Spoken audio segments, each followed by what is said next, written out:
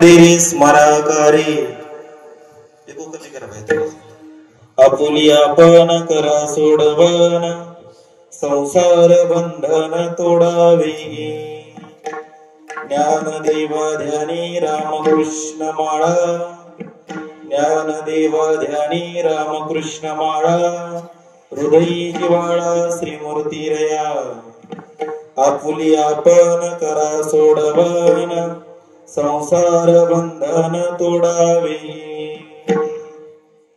पांडुरंगा करू प्रथम नमन दुसरे चरण संतांच्या त्यांच्या कृपादानी कथेचा विस्तारो बाबाजी सद्गुरुदास तुका काय माझी वाणी मानेल संतासी रंजव चित्तासी आपुलिया हे वाट गोमटी वैकुंठासी जाता रामकृष्ण कथा दिंडी ध्वजा मस्तक माझे पायावरी या बार करे संतांच्या रामकृष्ण नामे हे दोन्ही साजेरी हृदय मंदिरी स्मराकारी आपुली आपण करा सोडवन संसार बंधन तोडावे गे विठाला विठाला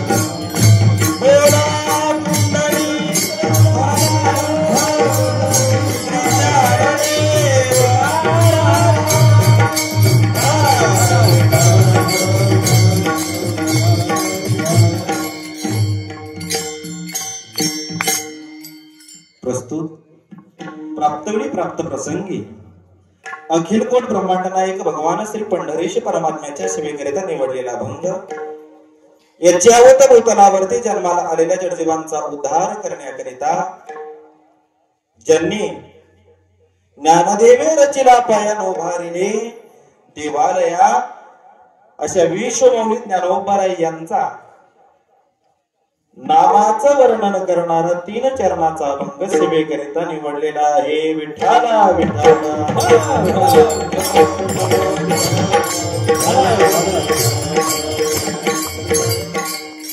अभंगावरती बोलण्यापूर्वी अल्पसा परिहार तो म्हणजे असा गेली अनेक वर्षापासून साधू संतांच्या कृपा आशीर्वादाने पवित्र ते कुळ पावन तो देश जेते हरीचे दास जन्म घेते अशा साधू संतांच्या पदस्पर्शाने पुनीत पावन झालेल्या या पुण्यवान टाकळगाव नगरीमध्ये श्री हरिभक्तपरायण परमपूज्य आदरणीय किसनजी महाराज परचंडीकर आदरणीय बाबांच्या कुशल मार्गदर्शनाने आदरणीय बाबांच्या आशीर्वादाने चालत असलेला हा भव्य आणि दिव्य स्वरूपाचा अखंड हरिनाम सप्ताह ग्रामदैवत हनुमंतरायाच्या पवित्र प्रांगणामध्ये आणि अखिल विश्वाचं दैवत असणारे छत्रपती शिवाजी महाराज यांच्या पवित्र प्रांगणामध्ये आणि समस्त ग्रामस्थ मंडळ टाकळगावकर यांच्या वतीने या कार्यक्रमाचं आयोजन करण्यात आलेलं आहे सुंदर अशी वारकरी संप्रदायाची जोपासना करणारी सर्व टाळकरी वृंद मृदंगाचार्य महाराज विनेकरी बाबा आणि तुम्ही सर्व देवरूप श्रोतृ वर्ग सर्वांच्या चरण कमलावरती प्रथमतः या नारदाच्या गादीवरून साष्टांग प्रणिपात करतो आणि माझ्या सेवेला याच ठिकाणी स्वल्प विराम देतो विठ्ठला विठ्ठला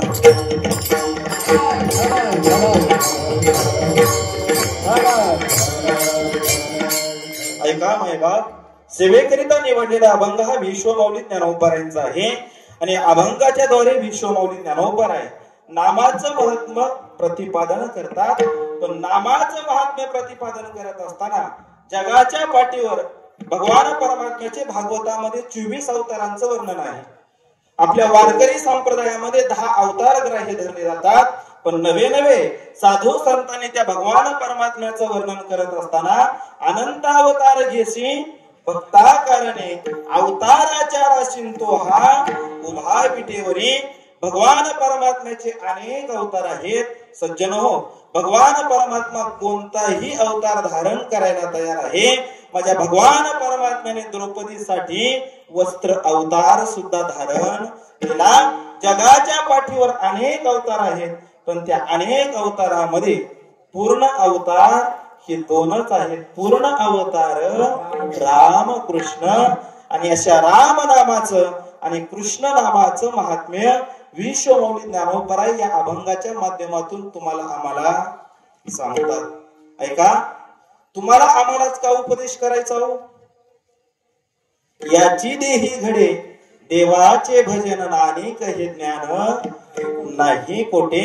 सज्जन हो, आपल्यापेक्षा जगाच्या पाठीवर असे काही प्राणी आहेत की आपल्यापेक्षा परमेश्वर महाराज फार बुद्धिमान आहेत. समजा आपल्या गावात चोरी झाली, होऊ नये पण झाली.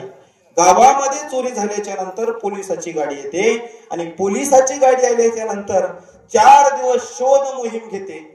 शोध मोहीम घेऊन सुद्धा चोराचा थांग पत्ता लागत नाही.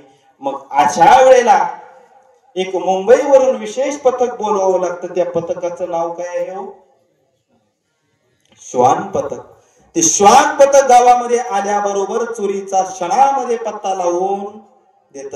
याचाच अर्थ जो शोध आयजी, डीआयजी, एसपी, डीवायएसपी यांना लागत नाही, नवे नवे इथं बसलेल्या एकालाही जो शोध लागत नाही, तो शोध एक ग्रामसिंह लावून देतो. थोडं कुत्र बाजूला ठेवा. असा एक पक्ष आहे त्र्यंबक महाराज. आता सुंदर असे आमच्या त्र्यंबक अण्णांनी चाल गायली. त्र्यंबक अण्णा म्हणजे मुरलेलं लोणचं आहे. कसं आहे? मुरलेलं लोणचं आहे. आणि ऐका मायबाप, मुरलेलं लोणचं हे गोडच लागतं. आणि ज्यांनी आमची सुंदर सुरुवातीला चाल गायली ते माझे गुरुजी आहेत.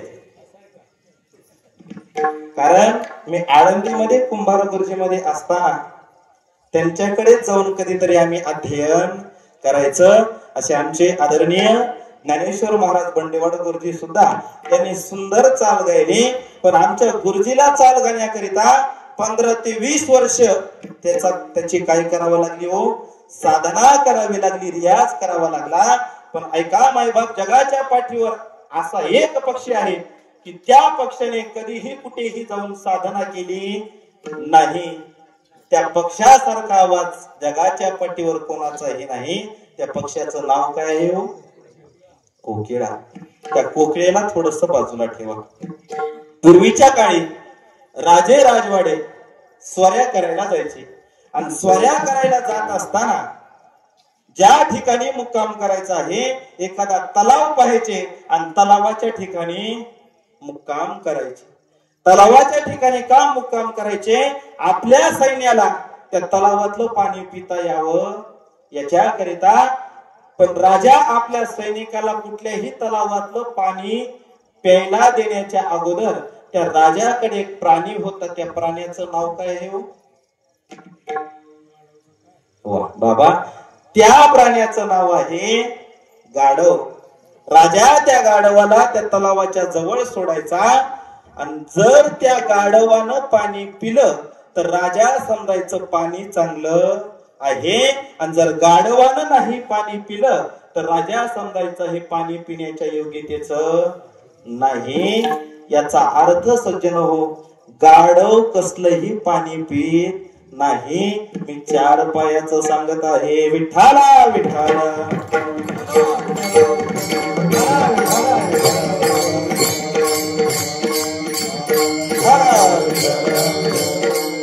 याचाच अर्थ आपल्यापेक्षा हे प्राणी फार बुद्धिमान आहेत. पण ऐका मायबाप, आपल्यापेक्षा हे प्राणी बुद्धिमान असून चालत नाही. त्यांच्याकडे तेवढी बुद्धी आहे पण इथं येऊन बसण्याची नरदेह निधान लागले हाती आणि उत्तम सार उत्तम गती याची देही घडे देवाचे भजन देवे दिला देह भजना गोमाटा तो या झाला फाटा बाधिकेचा दिले इंद्रिय हात पाये कान डोळे मुख बोला या वचन कशा करिता जेणे तू सोडसी नारायण त्याचा परिणाम नाशे जीवपन भवरोग पुनरपि जननम पुनरपि मरणम पुनरपि जननी जठरे शयनम किती वेळा जन्मायावे नित्य व्हावे फजित ही 84 लक्ष येवण्याची फजिती थांबवण्याकरिता इथं बसलेल्या प्रत्येक व्यक्तीला भगवान परमात्म्याने किती हात दिले हो? दोनच हात कशाकरिता दिले? शेजाऱ्याची धुरे कोरण्याकरिता.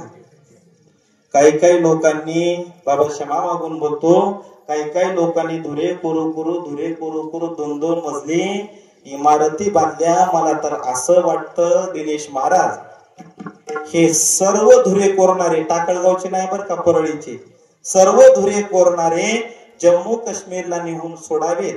1 वर्षापर्यंत हे लाहोर काबीज करतील. विठ्ठला विठ्ठला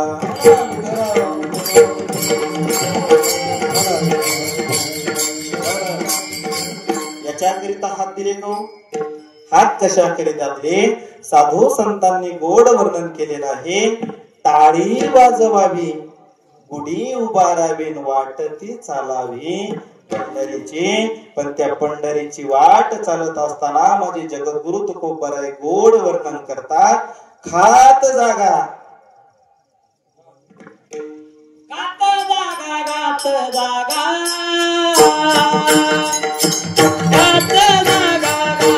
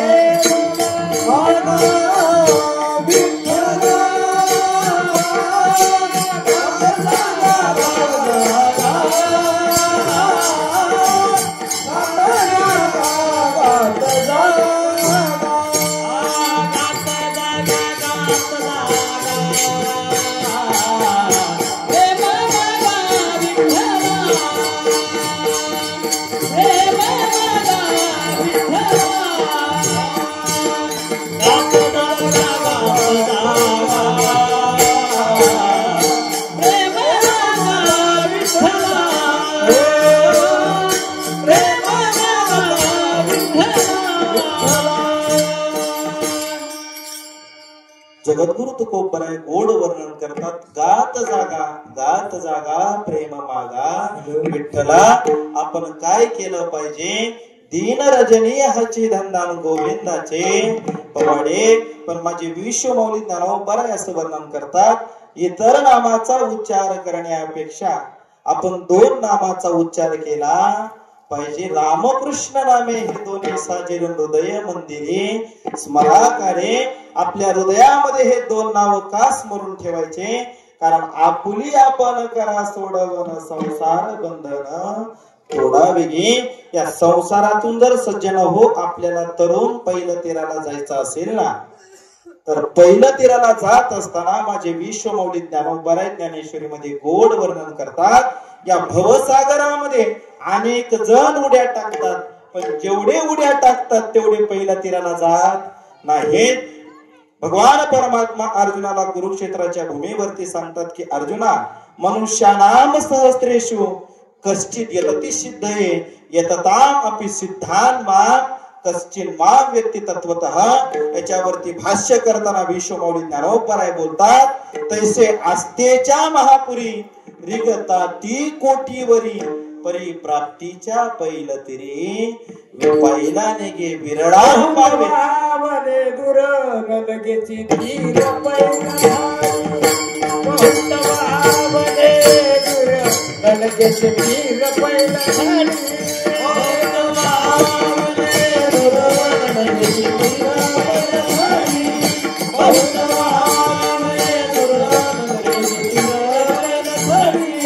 संसार सिद्ध भव दुष्करा तुमंगवे उलंघिता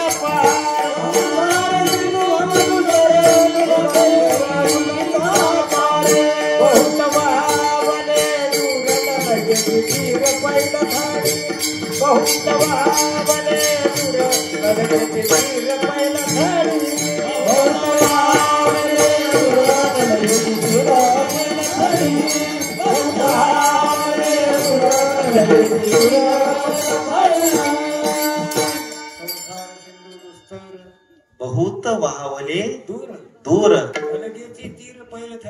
न लगेचे तीर पहिलं तरी या भवसागरामध्ये अनेक जण उड्या टाकतात, पण विरळा पावे अवघड गोवे. शेवटीचे माझे विश्वमौली ज्ञानोबराय दृष्टांत देत असताना मौली ज्ञानोबराय सांगतात, जशी आमच्या विनेकरी बाबांच्या गळ्यामध्ये पुष्पाची माला आहे ना, तशी पुष्पाची माला प्रत्येकाला वाटतं माझ्या गळ्यामध्ये पडावी.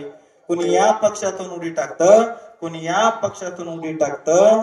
आणि अंकुशवाड महाराज जर कोणाला कोणताच पक्ष नाही भेटला तर तो व्यक्ती अपक्ष उडी टाकतो. पण त्याची इच्छा काय असते हो, विजयाची माळ माझ्या गळ्यामध्ये पडावी. पण विश्वमौली ज्ञानोबराय बोलतात, विजय श्रीच्या पाठी एकचू पैसे. ती विजयाची माळ एखाद्याच्याच गळ्यामध्ये पडत असते. आमच्या काही माता माऊल्या म्हणतील, महाराज आम्हाला पक्ष अपक्ष विजय पराजय कळत नाही, सोपं करून सांगा. माझ्या जगद्गुरु तुकोबारायांनी याच्यापेक्षा सोपं करून सांगितलेलं आहे. मला एक सांगा, आंब्याला मोहर कधी लागतो? उन्हाळ्याच्या सुरुवातीच्या दिवसामध्ये म्हणजे पौष महिन्यामध्ये आंब्याला मोहर लागतो. बरं, जेवढ्या प्रमाणात आंब्याला मोहर लागतो तेवढ्या प्रमाणात आंबे लागतात का? असं एखाद्या अवकाळी येतं महाराज, आणि अवकाळी आलं की आलेला तोर सुद्धा घेऊन जात. आणि पावसाचं आणि माझं या गावासोबत काहीतरी त्र्यंबक महाराज काहीतरी नातं आहे. काय आहे? काहीतरी नातं आहे. जगद्गुरु तुकोबाराय म्हणतात, जेवढ्या प्रमाणात आंब्याला मोहर लागतो तेवढ्या प्रमाणात आंबे लागत नाहीत. बरं, जेवढ्या प्रमाणात आंबे लागले तेवढ्या प्रमाणात टिकत नाहीत. बरं, जेवढ्या प्रमाणात टिकले तेवढी पिकत नाहीत. मोहरा ऐसी फळे अर्धी काही गळती, परिपक्व दसे थोडी जाती. विठ्ठला विठ्ठला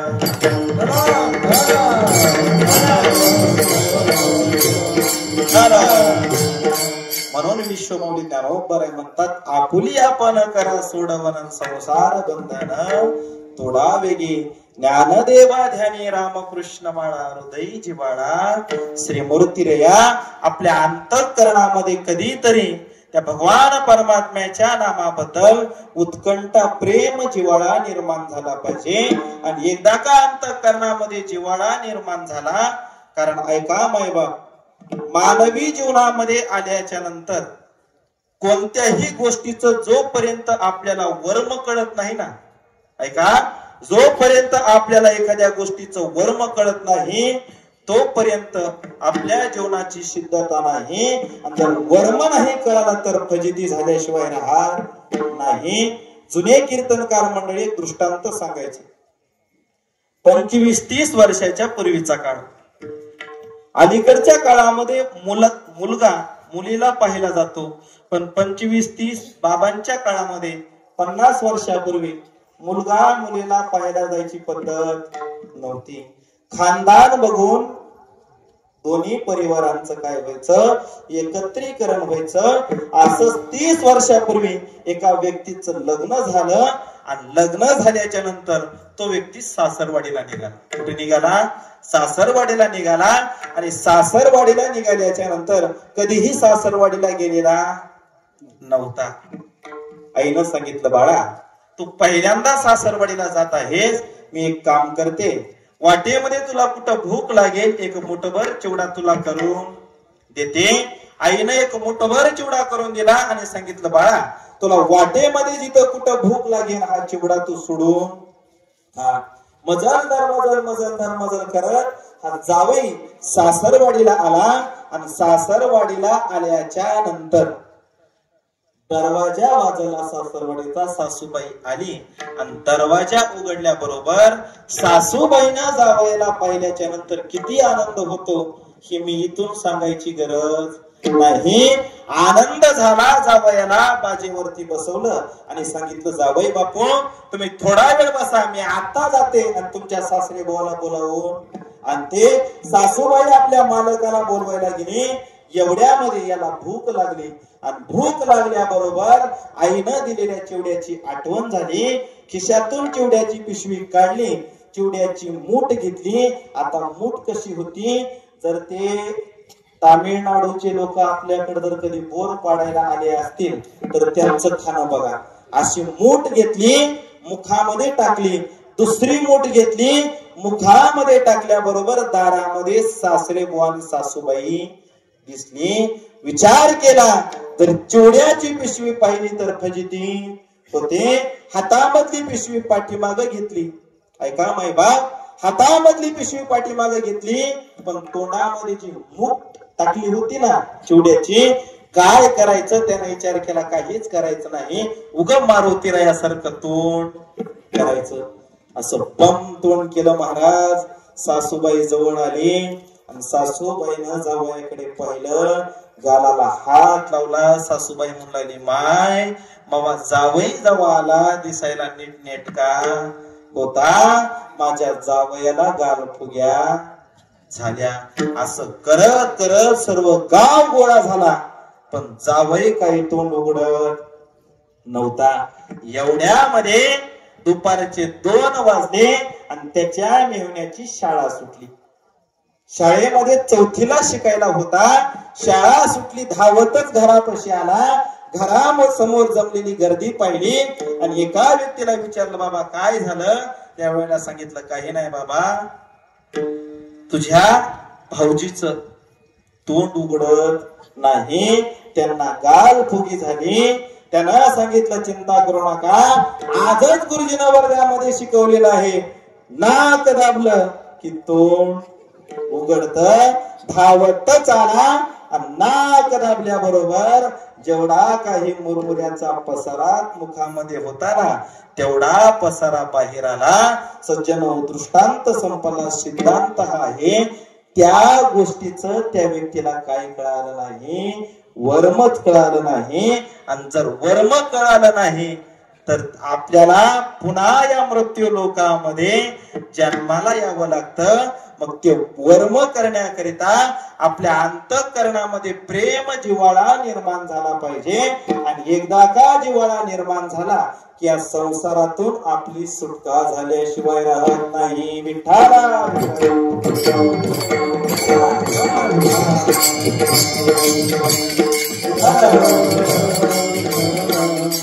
ऐका, वारकरी संप्रदायामध्ये काही अलिखित नियम आहेत, कुठेही त्याचं लिखाण केलेलं नाही. पहिल्या दिवशी कीर्तनकाराने एकतर भगवान परमात्म्याच्या नामाचं वर्णन करणारा अभंग घ्यावा किंवा एकतर भगवान परमात्म्याच्या रूपाचं वर्णन करणारा अभंग घ्यावा. सेवेकरिता निवडलेला अभंग हा भगवान परमात्म्याच्या नामाचं वर्णन करणारा आहे. कारण तुझ्या नामाचा महिमा तुझ न कळे, मेघक्षामा भगवान परमात्म्यापेक्षा भगवान परमात्म्याचं नाम एक कसं आहे सज्जन हो, श्रेष्ठ आहे. भगवान परमात्म्याचं नाव किती श्रेष्ठ आहे, राम नाम किती श्रेष्ठ आहे. तुम्हाला रामायणामधला पुरावा सांगतो. ज्या वेळेला रावणाने सीताई साहेबाला लंकेमध्ये उचलून नेलं आणि लंकेमध्ये उचलून नेल्याच्या नंतर सर्व वानर सेना 18 पद्म वानर होते. सर्व वानर सेना सीतामाईचा शोध घेत घेत सागरापर्यंत आले आणि सागरापर्यंत आल्याच्या नंतर 400 कोसाचा समुद्र होता. कुठेही सीतामाता दिसल्या नाही. एवढ्यामध्ये एक जटायूचा भाऊ होता, त्याचं नाव काय होतं, संपाती. संपातीने त्यांचा आपापसामधला संवाद ऐकला. जटायू नाव ऐकल्या बरोबर संपाती जवळ आला आणि विचारलं, तुम्ही माझ्या भावाचं नाव कसं? घेतलं, सर्व घडलेला वृत्तांत सांगितला आणि वानर म्हणाले आम्ही सीता मातेचा शोध घेत इथपर्यंत आलेलो आहोत. संपातीनं सांगितलं चिंता करू नका, तुमची सीता माता 400 योजन समुद्राच्या पलीकडे रावणाने सीतेला चोरून नेलेला आहे. मग त्यावेळेला मारुतीराय उड्डाण करून गेले, परत आले. पण ज्या वेळेला प्रभू रामचंद्र आले, सागराला विनंती केली, उपोषण केलं. ऐका माय बाप, रामरायानं उपोषण केलं पण समुद्राने रस्ता दिला नाही. आता समुद्र रामरायाचा दुसरा तिसरा कोणी नव्हता, सासरा होता. सासऱ्यानं रस्ता दिला नाही. त्यावेळेला समुद्र भगवान प्रगट झाले आणि समुद्र भगवानाने सांगितलं एक काम करा, तुमच्या सैन्यामध्ये एक नल आणि एक नीळ नावाचे वानर आहेत, त्यांच्या हाताने हा सेतू बांधा, त्यांच्या नावाने दगड पाण्यावरती तरंगतील. त्या नळ आणि नीळ यांनी दगड उचलायचा, समुद्रामध्ये टाकायचा. पण समुद्रामध्ये दगड टाकल्याच्या नंतर प्रवाहामध्ये तो दगड वाहून जायचा. मारुतीरायाने एक युक्ती केली, प्रत्येक दगडावरती राम लिहिलं आणि राम लिहून तो राम सेतू बांधत असताना ही बातमी लंकेमध्ये कळाली. आता लंकेमध्ये बातमी कळाल्याच्या नंतर सर्व रावणाचं सैन्य भयभीत झालं आणि भयभीत झाल्याच्या नंतर रावणाने विचार केला, आपलं सैन्य आताच पराजय स्वीकारित आहे, आपण काहीतरी केलं पाहिजे. काय करायचं? आपल्या सर्व असुर सैन्याला घेतलं आणि रावण महाराज सागराच्या काठावरती आले. आणि सागराच्या काठावरती आल्याबरोबर जसा राम सेतू बांधायला सुरुवात होती ना, अगदी तसा रावण महाराजांनी दगड उचलला, पाण्यामध्ये टाकला, दगड उचलला, पाण्यामध्ये टाकला. प्रत्येक टाकलेला दगड पाण्यावरती तरंगायचा आणि पाण्यावरती तरंगणारे दगड पाहून सर्व असुर सैन्य रावण महाराज की जय, ही बातमी मंदोदरीला कळाली. आणि मंदोदरीला बातमी कळाल्याच्या नंतर ज्या वेळेला रावण महाराज आपल्या शयन कक्षेमध्ये गेले आणि शयन कक्षेमध्ये गेल्याबरोबर मंदोदरीने विचारलं, मालक मी आज ऐकलं की तुमच्या हाताने दगड तरंगले, मला खरं सांगा तुमच्या हाताने दगड कसे तरंगले?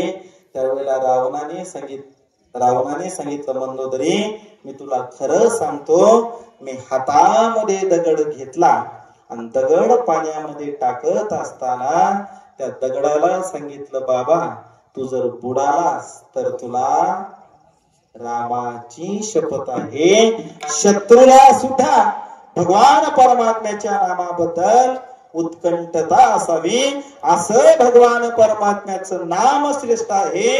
म्हणून विश्वमूळ ज्ञानोपाय सांगतात, इतर नामाचं प्रयोजन करण्यापेक्षा, इतर नामाचं नामकरण करण्यापेक्षा तुम्ही 2च नामाचं नामकरण करा. अभंगाच्या प्रथम राम कृष्ण नाम हे दोन्ही सागे,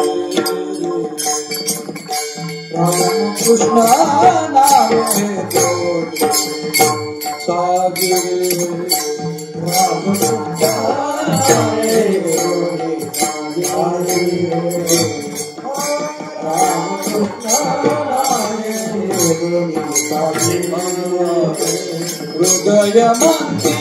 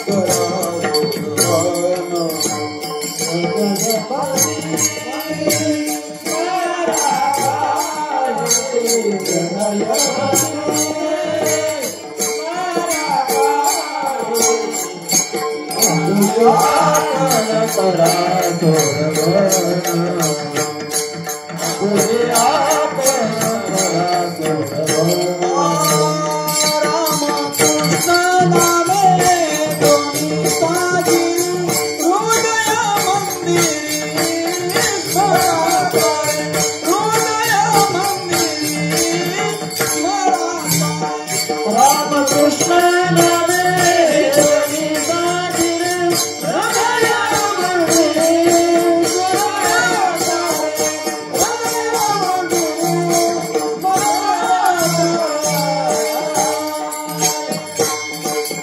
विश्वमौली ज्ञानोबराय सांगतात रामकृष्ण नामे हे दोन्ही साधने. कारण साधू संतांनी वर्णन करत असताना अवघे होती लाभ एका या चिंतने नाम संकीर्तने. गोविंदाच्या किंवा आपण हरिपाठामध्ये सुद्धा म्हणतो नाम संकीर्तन साधन पै सोपे जळतील पापे. जन्मांतरीची नलगती सायास जावे वनंतरा सुखे तो घरा. नारायण नवे नवे सज्जन हो. अपवित्र अशा देहाला जर पवित्र करायचा असेल, ऐका कारल कसा असतो, पण त्या कडू कारल्यावरती परमेश्वर महाराज जर पाकशास्त्राचे संस्कार केले ना, ते कडू कारलं सुद्धा गोड लागतं. पण त्या कडू कारल्यावरती आमच्या माता माऊल्यांना काय करावं लागतं, पाकशास्त्राचे संस्कार करावे लागतात. पाकशास्त्राचे संस्कार केले त्याचा परिणाम कडू कारलं सुद्धा एखाद्या वेळेस खाताना कळत नाही हे कारलं आहे का दुसरी कोणती भाजी आहे, कारण ते गोड लागतं. कशामुळे, पाकशास्त्राचे संस्कार केले त्याच्यामुळे. अगदी ऐका, हा मनुष्य देह अपवित्र आहे, पण अपवित्र अशा देहावरती जर आपण नामस्मरण रूपी संस्कार केले तर मी वर्णन करत नाही, माझे विश्वमौली ज्ञानोबराय हरिपाठामध्ये बोलतात पवित्रची होय देह त्याचा, पण देह पवित्र होण्याकरिता हरिपाठ कीर्ती मुखे जरी गाय. आपण आपल्या मुखाने काय केलं पाहिजे, त्या भगवान परमात्म्याचं नामस्मरण केलं पाहिजे. सज्जन हो, त्या भगवान परमात्म्याच्या राम नामामध्ये किती ताकद आहे. जगाच्या पाठीवर असं गाव नाही, अशी वस्ती नाही, असा तांडा नाही की त्या ठिकाणी माझ्या मारुतीरायाचं मंदिर नाही. त्या मारुतीरायानं कोणती साधना केली हो, श्रीराम जय राम जय जय राम, श्रीराम जय राम जय जय राम. त्या साधनामध्ये किती ताकद आहे ऐका. ज्या वेळेला लंकेवरून प्रभू रामचंद्र सीता आई साहेबाला घेऊन आले आणि घेऊन आल्याच्या नंतर धर्मसभा भरली, आणि धर्मसभा भरल्याच्या नंतर त्या धर्मसभेमध्ये प्रत्येकाला काही ना काहीतरी द्यायचं ठरलं. आणि ठरल्याच्या नंतर सीता माता म्हणाल्या, मालक तुम्ही प्रत्येकाला काही ना काहीतरी दिलं, पण ज्यानं खरं काम केलं त्याला तुम्ही काहीच दिलं नाही. आणि कलियुगामध्ये सुद्धा तसंच आहे महाराज. ज्याचा वशिला त्याचं पुत्र काशीला, आणि ज्याचा नाही वशिला ते फाशीला. जो आयुष्यभर कार्यकर्ता काम करतो त्याला काहीच भेटत नाही. आणि जो चमचा असतो ना, ऐका, चमचा कसा असतो, चमचा ज्या पात्रामध्ये जातो ना पंडेवाड बुवा, त्या पात्राला रिकाम केल्याशिवाय राहत नाही. आणि अशा चमच्याचा उद्धार आलेला आहे. सीता माता म्हणाल्या, मालक तुम्ही प्रत्येकाला काही ना काहीतरी दिलं, पण माझ्या मारुतीला काही दिलं नाही. कारण रामायणामधून जर मारुतीला बाजूला काढले तर रामायणामध्ये काहीच राहत नाही. महाभारतामधून जर भगवान श्रीकृष्ण परमात्मा बाजूला काढले तर महाभारतामध्ये काहीच राहत नाही. मालक तुम्ही माझ्या मारुतीला काहीच दिलं नाही. सीते, त्या मारुतीला देण्यासारखी माझ्याकडे एकही गोष्ट नाही. काय द्यायचं, काय द्यायचं. आपल्या गळ्यामध्ये मोत्याची माळा होती, ती मोत्याची माळा काढली आणि आमच्या सीताई साहेबांनी मारुतीरायाच्या हातामध्ये दिली. मारुतीरायाच्या हातामध्ये दिल्याबरोबर मारुतीरायाने ती माला घेतली, आणि माला घेतल्याच्या नंतर मारुतीराय एका झाडावरती जाऊन बसले. झाडावरती जाऊन बसल्याच्या नंतर इकडे सीता माता विचार करू लागल्या, मी जी मारुतीरायाला माळ दिली आहे त्या माळेचं मारुतीराय काय करत असतील. बसल्या बसल्या उभा अनुमान प्रमाणानं विचार करू लागल्या. कोण? सीता माता. ऐका मायबाप, अनुमान प्रमाण कशाला म्हणायचं. आपल्या गावातले दोन व्यक्ती, एक डोळस आणि दुसरा आंधळा, दोघ जण आमोदपूरला निघाले. आणि आमोदपूरला निघाल्याच्या नंतर थोडं परचंड्याच्या जवळ गेले आणि परचंड्याच्या जवळ गेल्याच्या नंतर हा डोळस व्यक्ती आंधळ्याला म्हणाला, आंधळ्या 5 मिनिट थांब, आता जातो आणि 2-4 भोपळे तोडून आणतो. आंधळ म्हणाला, भोपळे कुठं आहेत? इतर रस्त्याच्या बाजूला आहेत. आंधळ म्हणाल, डोळसाला उग येणा घेऊ नको, भोपळे तोडू नको, कारण ते भोपळे कडू आहेत. डोळस व्यक्ती म्हणाला, आंधळ्या मला डोळे असून कळत नाही, तुला डोळे नसून कसं कळतं? नाही, मी जाणारच आणि भोपळं तोडून आणणार. आंधळ म्हणाल, एक काम कर, भोपळं तोडण्याच्या अगोदर त्या भोपळ्याला जिभेचा स्पर्श करून पहा. ऐका मायबाप, आंधळ, मूक आणि बहिर एवढी चतुर असतात. आमच्या गावाकडे एक आंधळ होत. त्या आंधळ्याला सकाळपासून संध्याकाळपर्यंत गावामध्ये एखादं भांडण लावल्याशिवाय त्या आंधळ्याला करमत नव्हतं. एके दिवशी वरच्या आळीला गेलं आणि वरच्या आळीला जाऊन असं भांडण लावलं आणि सामान्य बाईचं भांडण लावलं नाही. त्या बाईचं नाव फक्त त्र्यंबक महाराज नावाने शांता होतं. कसं होतं? नावाने शांता होतं. भांडण लावून दिलं, आंधळ घरात येऊन झोपलं. झोपल्याच्या नंतर महाराज ही शांता आली. काय त्या आंधळ्याच्या बायकोला बोलू नये ते बोलली. आंधळ्याची बायको म्हणाली, कवडीचं काम करत नाही, दररोज उठसूट जातो, कोणाचं ना कोणाचं भांडण घरी घेऊन येतो. आंधळ पलंगावरती झोपलेलं होतं. त्या आंधळ्याची बायको गेली आणि जोरात लाथ घातल्याबरोबर आंधळ पलंगावरून खाली पडलं. आंधळ विचार करू लागलं, बायकोची लाथ खाण्यामध्ये मजा, जे दररोज खाते त्यांना काही नाही बरं का. आंधळ्यानं लाथ खाली, विचार केला आता इथं राहायचंच नाही, संसाराचा त्याग करायचा. पंढरपूरची वाट धरली.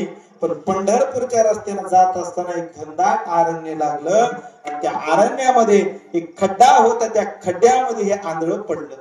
पडल्याच्या नंतर त्या आंधळ्याच्या हाताला एक भांड लागलं. ते भांड कशाच होतं? सोन्याचं भांड होतं. सोन्याचं भांड हाताला आलं.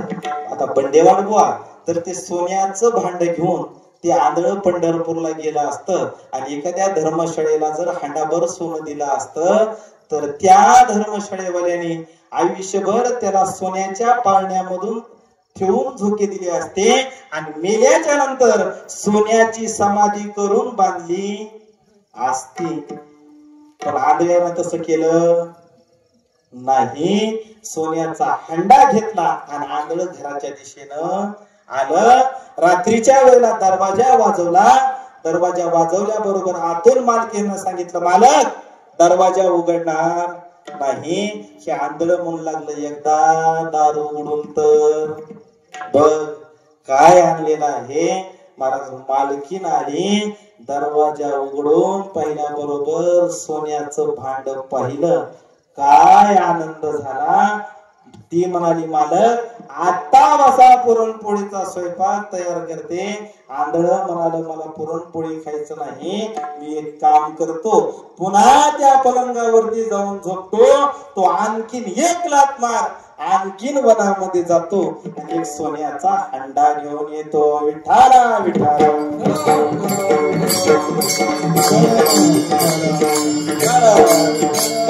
एवढे करामती कोण असतात? आंधळे असतात. आणि त्या आंधळ्यानं डोळसाला सांगितलं, बाबा भोपळ तोडू नको. भोपळ तोडायला जरी गेलास तरी जिभेने स्पर्श करून पहा. हा डोळस व्यक्ती गेला भोपळ तोडणार. एवढ्यामध्ये आपल्या ओठाचा स्पर्श भोपळ्याला केला. कडू जर भोपळ लागलं, आंधळ आलं. हे डोळस व्यक्ती आला, आंधळ्याचे पाय धरले. सांगितलं, आंधळ्या तुला कसं कळालं ते सांग. आंधळ म्हणाल, काही नाही, मी अनुमान प्रमाण लावलं. कसं अनुमान प्रमाण लावलं? त्या आंधळ्यानं डोळसाला विचारलं, भोपळे कुठं आहेत? रस्त्याच्या कडेला. किती भोपळे आहेत? 50 भोपळे आहेत. एखादं भोपळ तोडलेला वाण आहे का? डोळसाला सांगितलं, एकही भोपळ तोडलेलं नाही. डोळसा, जर भोपळे चांगले असते तर टाकळगावला आलेला प्रत्येक महाराज 2-4 भोपळे घेऊन गेला असता. ज्या आरती एकही भोपळ तोडलेलं दिसत नाही त्या आरती मी अनुमान प्रमाणावरून भोपळ कडू आहे हे सांगितलं. अगदी असं माझ्या सीता माता अनुमान प्रमाण लावत होत्या. मी मारुतीला मोत्याची माला दिली. मारुती काय करत असेल जाऊन पाहिलं पाहिजे. सीता माता आल्या आणि एका वृक्षावरती मारुतीराव श्रीराम जय राम जय जय राम, श्रीराम जय राम जय जय राम असं भजन करत असताना प्रत्येक मणी घ्यायचे, फोडून खाली टाकायचे. प्रत्येक मणी घ्यायचे, फोडून खाली टाकायचे. सीता मातेनं आवाज दिला मारुती खाली. मारुतीराव खाली आले आणि सीता माता म्हणतात मारुती तुला एवढी मी अनमोल मोत्याची माला दिली, पण माकडाला वानराला याची काय किंमत? मारुतीराव म्हणाले माते मनातल्या मनात बर का, माते जर मी नसतो ना तर तुमची सुटका झाली नसती. कशी सुटका झाली नसती? रावणाचा एक भाऊ होता फार विचित्र, त्याचं नाव होतं कुंभकर्ण. आणि त्या कुंभकर्णाला असा वर होता मायबाप, जोपर्यंत प्रतिस्पर्धी पाठ दाखवत नाही तोपर्यंत कुंभकर्णाला मरण येणार नव्हतं. प्रभू रामचंद्र युद्ध करून घामाघूम झाले, काही केल्या कुंभकर्ण परास्त होत नाही. मारुतीरायाने विचार केला काहीतरी युक्ती करावी लागेल. मारुतीराय पाठीमागे गेले, प्रभू रामचंद्रजींच्या आपली शेपटी घेतली आणि रामरायाच्या कानामध्ये टाकल्याबरोबर रामरायाने पाठीमागे वळून पाहिलं. मारुती दिसला. मारुतीला प्रभू रामचंद्र म्हणाले मारुती समोर जीवन मरणाचा प्रश्न सुरू आहे आणि तुला माकड चाळे सुचतात. मारुतीराय म्हणाले मालक मला काय म्हणायचं ते म्हणा, पण मला जे काम करायचं होतं ना ते काम पूर्ण झालं. एकदा पाठीमागे वळून पहा. पाठीमागे वळून पाहिल्याबरोबर कुंभकर्ण धारा कीर्ती होता. असा विचार मारुतीराय करू लागले माते माझ्यामुळे तुमची सुटका झाली आणि तुम्ही म्हणता या माकडाला या माणिक मोत्याची काय किंमत? त्यावेळेला सीता माता म्हणतात मारुती तो प्रत्येक मणी घेतोस फेकून देतोस, प्रत्येक मणी घेतोस फोडून फेकून देतोस, असं का करतोस? त्यावेळेला मारुतीराय म्हणाले आई साहेब ज्याच्यामध्ये राम नाही ना त्याचं माझ्या जीवनामध्ये काही काम नाही.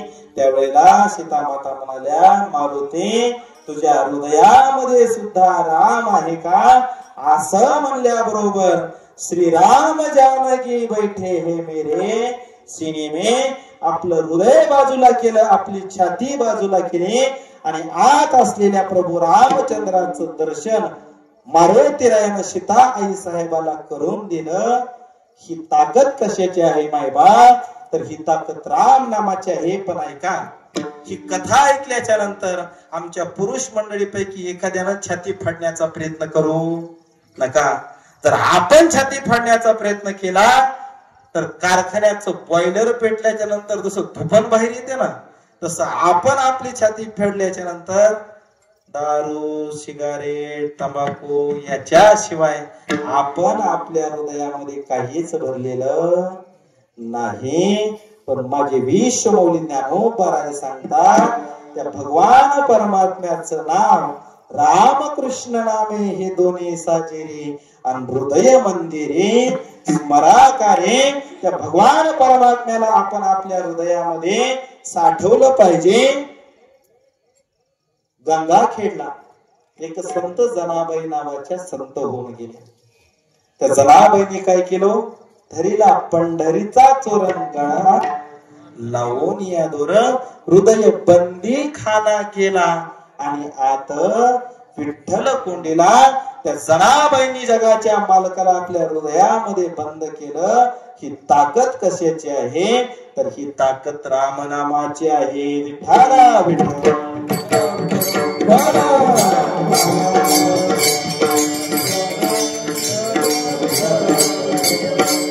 ऐका रामनामामध्ये आणखी किती ताकद आहे तुम्हाला रामायणामधलाच एक पुरावा देतो.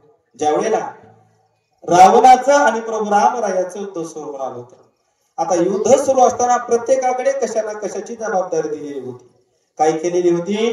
जबाबदारी दिलेली होती. आता जसं गावामध्ये सत्ता सुरू झाला की प्रत्येकाला जबाबदारी असते. कशाची? कोणाला विनापार्याची, कोणाला चटई उचलण्याची, कोणाला जेवायला वाढण्याची, कुणाला कशाची, कुणाला कशाची, प्रत्येकाला सेवा वाटून दिलेली असते. अगदी तसं त्या युद्धामध्ये प्रत्येकाला काही ना काहीतरी काम वाटून दिलेलं होतं. म्हणजे धर्म पताका होती ना, ती धर्म पताका कुणाकडे द्यायची? मारुतीरायाने सांगितलं एक काम करा, ही धर्म पताका या गंधमादन वानराकडे, त्या लक्ष्मणजीनं त्या गंधमादनाकडे पाहिलं आणि लक्ष्मणजी मारुतीरायाला म्हणतात, मारुती हा गंधमादन ही आपली धर्म पताका सांभाळू शकेल का? याच्या शरीराकडे पहा. त्यावेळेला मारुतीराय म्हणतात, मालक, एखाद्या व्यक्तीच्या शरीराकडे पाहून त्याचं कर्तृत्व सिद्ध होत नाही.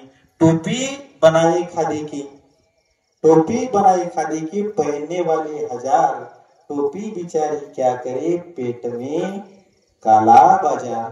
माला बनाई मोती की, माला बनाई मोती की बीच में डाला सूत, माला बिचारी क्या करे बोलने वाला के, जपने वाला कपूर. एखाद्या व्यक्तीच्या कपड्याकडे पाहून त्याचं कर्तृत्व सिद्ध होत नाही. असंच भर उन्हाळ्याच्या दिवसामध्ये एक व्यक्ती अहमदपूरला निघाला आणि अहमदपूरला निघाल्याच्या नंतर इथून 3-4 किलोमीटर गेल्याच्या नंतर दिनेश भैया त्याची गाडी बंद पडली आणि असे उन्हाळ्याचे दिवस होते, दुपारचे 2 वाजलेले होते. एखाद्या व्यक्तीला गाडी चालवण्यामध्ये तो व्यक्ती पटाईत असतो, पण कधीही गाडी ढकलण्याचा अनुभव त्याच्या जीवनामध्ये आलेला नसतो. समोर 2-4 किलोमीटर गॅरेज नाही, पाठीमागे 2-4 किलोमीटर गॅरेज नाही. त्याने विचार केला काय करावं, आता गाडी ढकलत नेल्याशिवाय पर्याय नाही. गाडी ढकलत ढकलत गॅरेज पर्यंत आला आणि गॅरेज पर्यंत आल्याच्या नंतर त्या गॅरेज वरती एक मुलगा दिसला. त्या मुलाला सांगितलं, तुझ्या मालकाला बोलव, माझी गाडी बंद पडलेली आहे. त्यावेळेला हा मुलगा म्हणाला, साहेब माझ्या मालकाकडे काय काम आहे, अरे माझी गाडी बंद पडलेली आहे. असं म्हणल्याबरोबर तो काम करणारा मुलगा म्हणाला, साहेब आमच्या मालकाला काहीच येत नाही, आमचा मालक फक्त डाव घेतो. काय करतो? आमचा मालक फक्त डाव घेतो. बाबा, नाशिक परिसरामध्ये पैशाला डाव म्हणतात. काय म्हणतात? पैशाला डाव म्हणतात. आमचा मालक फक्त पैसा घेतो. त्यावेळेला तो साहेब म्हणतो, तुझ्या अंगावरचे कपडे पहा, काय तू माझी गाडी दुरुस्त करणार? तो व्यक्ती म्हणतो, साहेब माझ्या कपड्याकडे जाऊ नका, गाडीच्या जवळ जातो, दोन्ही बाजूने गाडी पाहतो, आत जातो, एक स्क्रू ड्रायव्हर घेऊन येतो, एक नट फिरवतो आणि नट फिरवल्याबरोबर गाडीला किक मारली. किक मारल्याबरोबर गाडी सुरू होते. गाडी सुरू झाल्याबरोबर साहेबाला आनंद झाला. 50 रुपयाची नोट काढली आणि त्या मुलाच्या हातामध्ये ठेवली. 50 रुपयाची नोट घेतली, साहेबाच्या अंगावरती फेकून मारली. तो मुलगा म्हणाला, साहेब द्यायचे असतील तर 100 रुपये द्या. त्यावेळी तो गाडीचा मालक म्हणाला, बाबा नट फिरवण्याचे 50 रुपये ठीक आहेत, पण ऐका, त्या व्यक्तीनं उत्तर दिलं, सांगितलं, साहेब नट फिरवण्याचे 50च रुपये आहेत, पण कोणता नट फिरवायचा याचे 100 रुपये आहेत.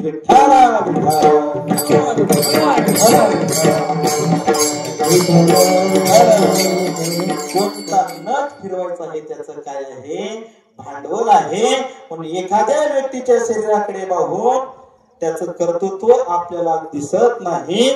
त्या गंधमादनाच्या हातामध्ये ती धर्माची पताका दिली आणि धर्म पताका घेऊन तो गंधमादन त्या युद्धामध्ये फिरत असताना एके दिवशी कुंभकर्ण युद्ध करण्याकरिता आला आणि त्या कुंभकर्णाने ती धर्म पताका पाहिली, आपला भात्यातला बाण काढला आणि त्या धर्म पताकेवरती सोडल्याबरोबर अर्ध्यातून ती धर्म पताका तुटून बाजूला पडली.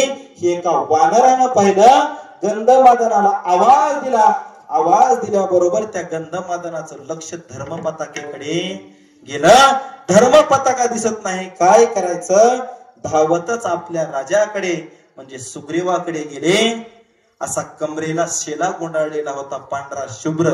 तो कमरेचा शेला अलग त्या गंधमादाने काढून घेतला आणि जी धर्म पताका होती त्या धर्म पताकेने आपल्या पोटाला एक छिद्र केलं आणि छिद्र केल्याच्या नंतर त्याच्यातून बाहेर येणाऱ्या रक्तस्रावापासून ते पांढरा शुभ्र कपडा कसा केला, धर्म पताके सारखा केला. ते धर्म पताका हातामध्ये घेतली. हे दृश्य कुंभकर्णाने पाहिलं आणि कुंभकर्णाने उचलून हातामध्ये घेतलं, मुखामध्ये टाकणार. कुंभकर्ण म्हणाला, एकदाच रावणाचा मन अर्ध राज्यदान देतो. आपल्यासारखा एखादा असताना महाराज 500 रुपयावर भरतो. किती रुपयावर? 500 रुपयावर. आता लंका कशाची होती हो?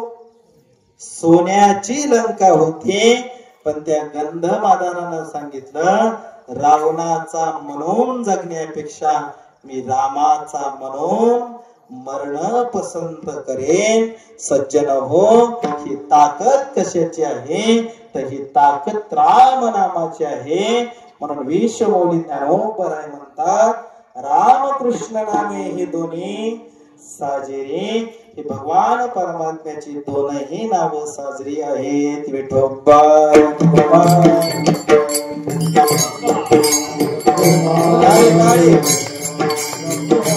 जय जय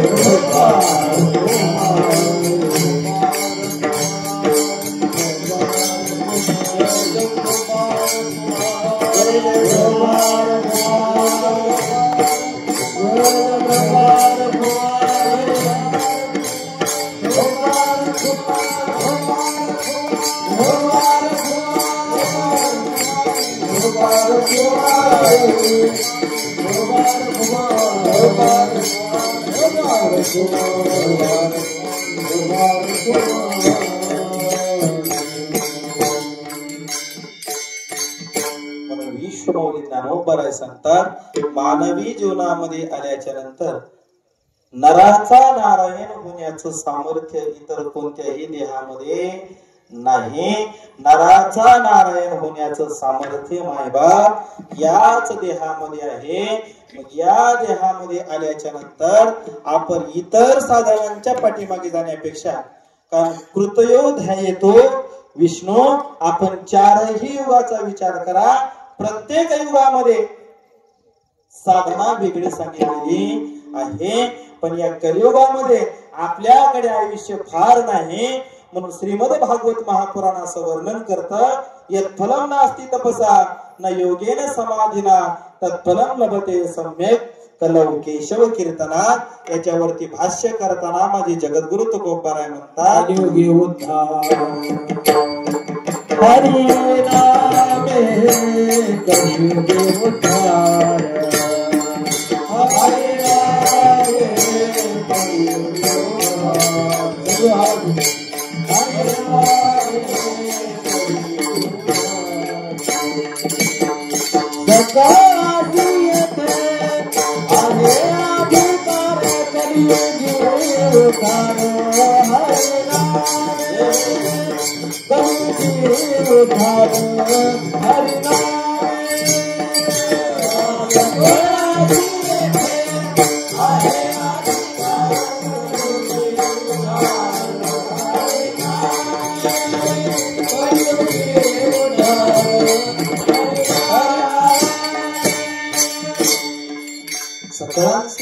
अधिकार कलियुगी उद्धार हरीच्या नामे, किंवा कलियुगा माझे करावे कीर्तन अंत्यने नारायण देईल भेटे.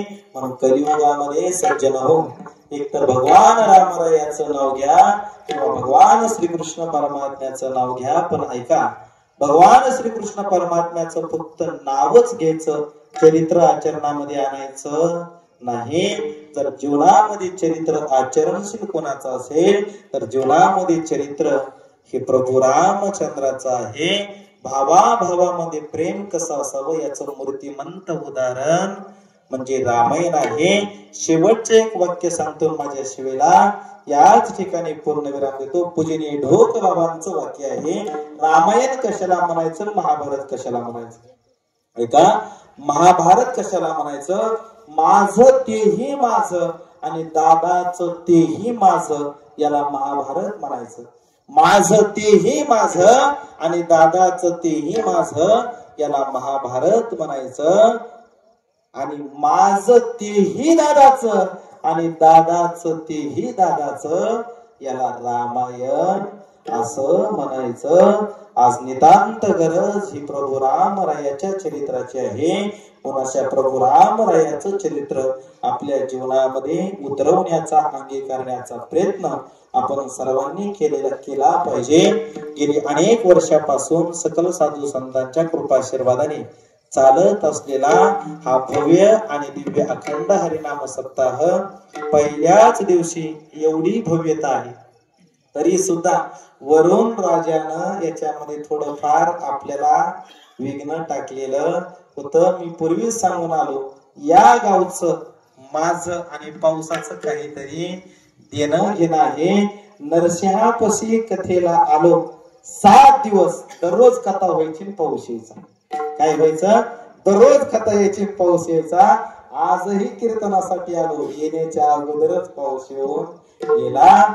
पण छत्रपती शिवाजी महाराजांची कृपा, ग्रामदैवत मारुतीरायांचा आशीर्वाद, यांच्या आशीर्वादाने ही सेवा एवढ्या भव्य दिव्य स्वरूपामध्ये संपन्न झाली. आणि मला एक आश्चर्य वाटलं, महाराज, विष्णुमय जग वैष्णवांचा धर्म, भेदाभेद भ्रम अमंगळ. जगाच्या पाठीवरती धर्म कोणता असेल ना, तर हिंदू, मुस्लिम, शीख, ईसाई हे धर्म नाही, खरा तो एकची धर्म. आणि जगाला प्रेम अर्पावे.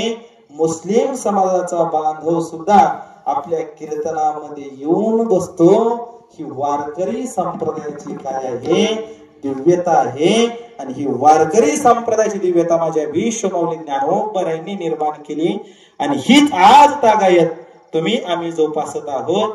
परमपूज्य आदरणीय किसनजी महाराज प्रचंडेकर, आदरणीय बाबांच्या कुशल मार्गदर्शनाने, आशीर्वादाने चालत असलेला हा अखंड हरिनाम सप्ताह, या कार्यक्रमासाठी आमचे श्री हरी भक्तपरायण परमपूज्य आदरणीय त्र्यंबक महाराज आहेत. श्री हरी भक्तपरायण परमपूज्य आदरणीय भागवताचार्य आमचे परमेश्वर महाराज पंचाळ आहेत. आमचे तिकडे विनेकरी बाबा आमचे सुभाष महाराज आहेत. तसेच आमचे श्री हरी भक्तपरायण बंडेवाड महाराज, आमचे अंकुशवाड महाराज, आणि ज्यांच्या माध्यमातून तुम्हा सर्व श्रोते मायबापांच्या दर्शनाचा सुयोग माझ्या जीवनामध्ये प्राप्त झाला, असे आमचे श्री हरी भक्तपरायण मृदंग महामेरू आमचे दिनेश भैया यांच्या माध्यमातून इथपर्यंत येण्याचा योग आला. झालेली सेवा का बालक बोबडा बोले का बाबडा विचोका पावली ते चोज करून माऊली रेजे जेवे तुम्हा सर्व श्रोते मायबापांच्या चरणारविंदावरती समर्पित करतो. आणि माझ्या वाणीला याच ठिकाणी पूर्ण विराम देतो. आता 1 तास आपण कीर्तन ऐकलं, 2 तास नाही बरं का, 1च तास. 10ला सुरू झालं, 11ला संपलं. कारण आम्ही ज्या संस्थेमध्ये शिकलो, सद्गुरु जोग महाराजांच्या संस्थेमध्ये, त्या मामासाहेबांचं एक वाक्य आहे, त्र्यंबक महाराज, कीर्तनाची वेळ 9 ते 11 असेल. कीर्तन 9ला जरी सुरू झालं तरी 11ला सुटलं पाहिजे, आणि 11ला जरी सुरू झालं तरी 11ला सुटलं पाहिजे. 1 तास तुम्ही कीर्तन ऐकलं, पण कीर्तनामध्ये टाळी वाजवली नाही. तुम्ही पाय लांबवून बसले. मी तुम्हाला म्हणलं नाही का पाय लांबवून बसले. आता उद्या पाय लांबवून कसं बसायचं हे सगळं आमचे जोगी बाबा सांगते. म्हणजे एक काम करा, सर्वांनी 2 मिनिट हाताने टाळे आणि मुखाने देवाचं भजन करूया. नामदेव जनाबाई, गावकरी मंडळी कुणीच म्हणणार नाही, आमच्या माता मौल्या आणि पुरुष मंडळी. आता तुम्ही इतकं वेळ भजन केलं ना, आता यांच्या पदरामध्ये काहीतरी पुण्य गेलं पाहिजे. नामदेव जनाबाई, टाळी टाळी. नामदेव जनाबाई, नामदेव जनाबाई, सोपान काका मुक्ताबाई. टाळी. नामदेव जनाबाई, सोपान काका मुक्ताबाई.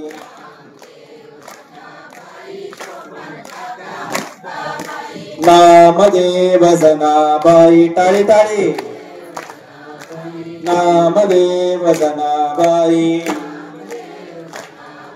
नामदेव जनाबाई नामदेव जनाबाई नामदेव जनाबाई टाळी कोणी वाजवत नाही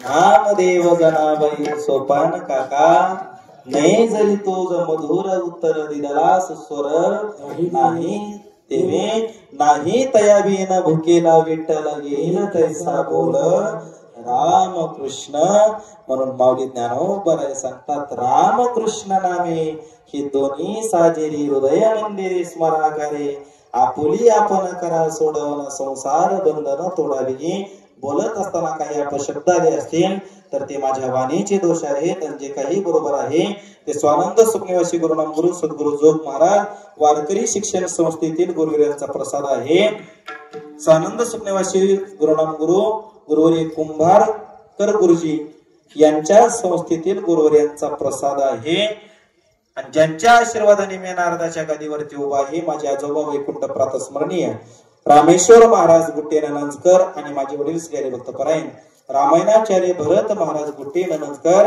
यांच्या कृपा आशीर्वादाने नारदाच्या गादीवरती उभा आहे आणि जे काही आज तुमच्या समोर बोलू शकलो गेली अनेक वर्षापासून माझ्या जीवनामध्ये ज्यांची संगती प्राप्त झाली असे माझे गुरु श्री हरिभक्त परायण परमपूज्य आदरणीय वैराग्य मूर्ती प्रभाकर महाराज झोलकर नाना यांचा प्रसाद आहे ज्ञानेश्वर